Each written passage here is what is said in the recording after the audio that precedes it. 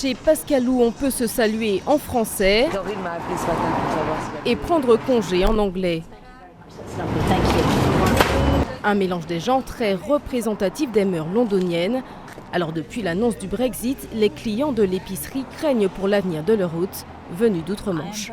Ça m'attriste beaucoup que les personnes qui viennent d'ailleurs et qui vivent ici puissent imaginer qu'elles ne sont plus les bienvenues. C'est injuste. Les étrangers, comme les 6 employés de cette épicerie, tous français et bien intégrés depuis leur arrivée dans ce quartier de la capitale. On voit vraiment qu'il y a une fracture entre voilà, Londres, vachement actif, et puis le reste de l'Angleterre.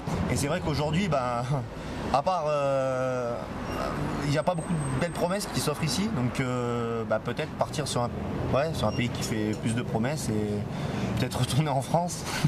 Partir par crainte des conséquences sur le commerce et la gestion des papiers administratifs, mais aussi pour éviter de subir une possible montée des mouvements extrémistes. Ces gens, ces petits pays, ces individuels vont se servir en fin de compte de ce prétexte pour développer une haine qui n'est pas pour moi quelque chose de constructif, de rassembleur, ce que pouvait être l'Europe.